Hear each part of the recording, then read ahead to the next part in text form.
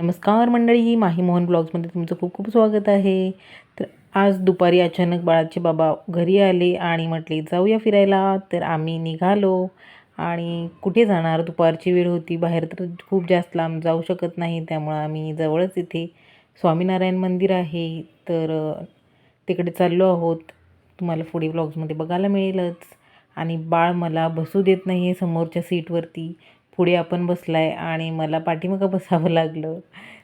तर इतकी मस्ती करायला लागलाय आता आणि हसतोय मला बघून नंतर पाठीमागे. आणि पाठीमागच बस म्हटला, बाय बाय केला मला. तर माझी गरज नाही आहे त्याला आता, कारण का त्याला कार भेटली आहे आणि बाबा भेटले आहेत. तर आम्ही आता आलो आहोत नरे आंबेगाव रोड येथे श्री स्वामीनारायण मंदिर आहे. तर हे जवळच आहे खूप पुण्यापासून. तर आमच्या घरापासून आम्हाला एक 20 मिनटं लागतात, 15 ते 20 मिनटं, आणि आम्ही येतो ट्रॅफिक नसेल तर. तर आता बघू शकता, इकडे आम्ही एंट्री केलेली आहे मंदिरच्या आवारामध्ये. आणि इथे पार्किंगसाठी भरपूर जागा आहे आणि फ्री ऑफ कॉस्ट, पैसे नाही पार्किंगला. समू बाबा कुठे आहेत, बोलो बाबा ना. शकता या बाबा या, बाबा या म्हण, बाबा या, बाबा म्हण, बाबा या या. हे मंदिर पुण्यामध्ये फेब्रुवारी 2017मध्ये बांधून पूर्ण करण्यात आलं आणि सर्वांसाठी खुलं करण्यात आलं. भगवान श्री स्वामीनारायण यांना हे मंदिर समर्पित करण्यात आलं आहे.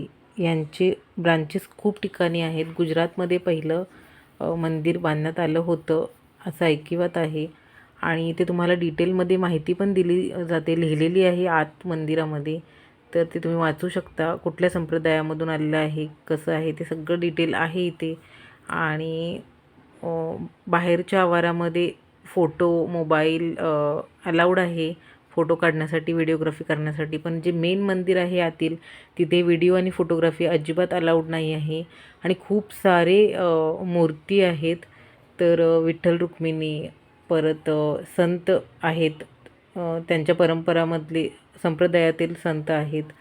तर हे सगळ्यांच्या मूर्ती आहेत. आणि खाली अभिषेक मंडप आहे, तर तिकडे अभिषेक करू शकतात.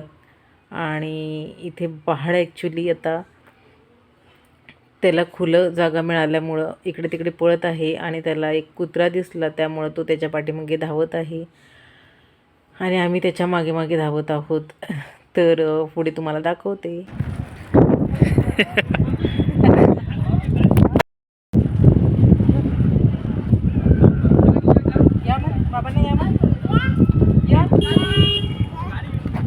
आलो आलो, चला.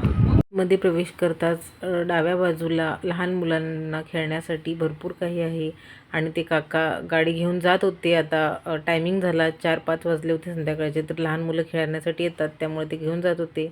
आणि आम्हाला अर्धी राऊंड थोडी बसवू दिली बाळाला.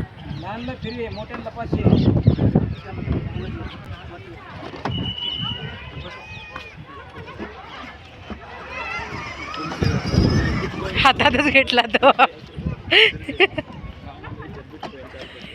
बिटकॉइन वगैरे चालतात का? ऑपरेटिंग करायची नाही. बाजूला म्हणजे ड्रायव्हर नवीन आहे.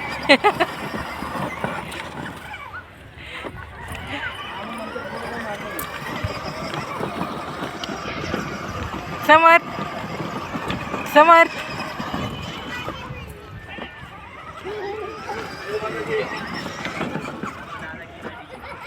समर्थ, धर त्याला, हात धर. आला का स्टॉप? घ्या तिकीट काढून घ्या, खेळायचं. तिकीटची किती? इथे येऊन सोडले ते आणि तिथून मग आम्हाला तिकीट काढावं लागलं, कारण का बाळाला खेळायचं होतं. तर गाडी रिकामी जात होती म्हणून ते बसून घेतले होते. मग नंतर आम्ही 60 रुपये तिकीट आहे एक राऊंड मारायला.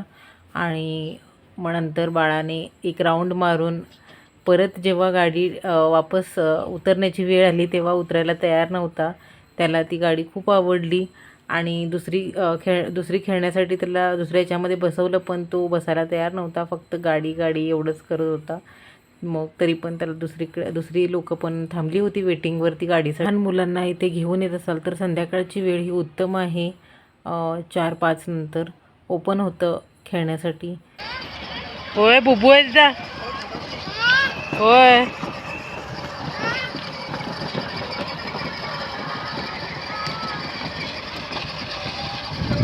समोर बघा टक्कर मारतील कुठं ते.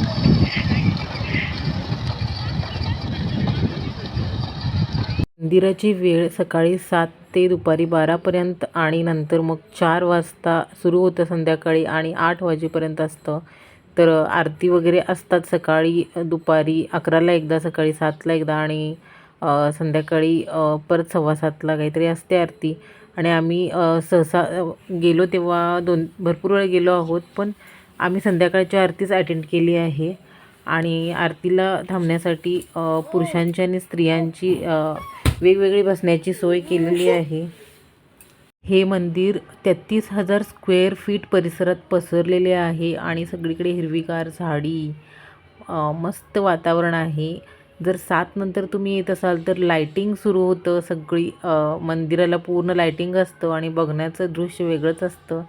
आम्ही ह्या वेळेला लवकर आलो होतो त्यामुळं लायटिंग अजून चालू झाली नव्हती. 5 वाजता आम्ही आलो आहे इथे. हे मंदिर दगडांनी कोरलेले आहे. ह्यामध्ये स्टीलचा वापर अजिबात केलेला नाही आहे. येथील छोटे छोटे जे 4 खांबांनी एक असं मंदिर टाईपमध्ये छोटे छोटे बांधलेले तोरणे आहेत आणि खूप सारे आहेत. तर तुम्हाला बघायला आवडेल नक्कीच. आणि फोटोशूट तर खूप छान होतं इथे. आणि ॲक्च्युली एक छोटं मंदिर तयार होईल एवढी हे छान असं बांधलेलं आहे. आणि तुम्ही बघू शकता आता आम्ही ते बसलो आहोत तिथे, खूप जागा आहे.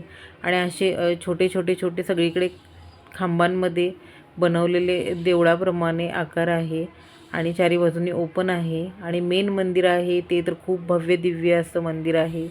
तर तुम्ही नक्की विजिट करा. पुण्याला जर आला असेल तर नक्की नरे आंबेगाव रोडवरती असलेलं हे श्री स्वामीनारायण मंदिर नक्की विजिट करा. तुम्हाला नक्की आवडेल. आणि जर संध्याकाळची वेळ जर तुम्ही येऊ शकला तर खूपच बेस्ट आहे.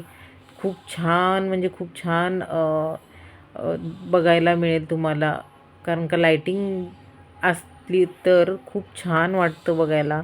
आणि असंसुद्धा मस्त वाटतं, पण लायटिंगची मजाच वेगळी. आणि आता इथे बाळ दंगा घालत आहे आणि इथले जवळपासची लोक आपल्या मुलांना घेऊन वरचेवर येत असतात.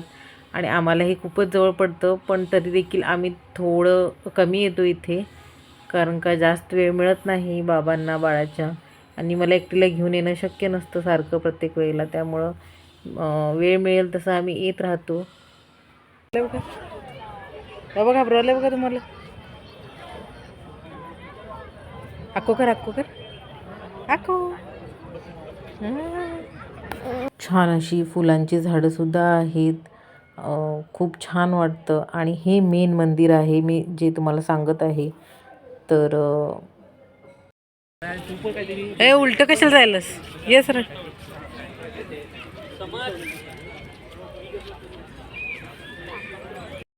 तर स्वतः अनुभव घ्या ह्या मंदिराचा, खूप छान आहे. आणि मी वरचेवर हे सांगत आहे नक्की भेट द्या म्हणून, कारण काही मंदिर बघण्यासारखं आहेच मुळे. तर आता आम्ही घरी जाणार आहोत. मला जर काही खावंसं वाटलं तर तिथे कॅन्टीन आहे, बुक स्टॉल्स पण आहेत तिथे अवेलेबल, CDs वगैरे अवेलेबल आहेत भजनाच्या. तर एकदा व्हिजिट करा. आणि आम्ही येताना काही खाल्लं नाही त्यामुळं खायला घेऊन आलो घरी. कसा वाटला व्हिडिओ नक्की कमेंटमध्ये सांगा.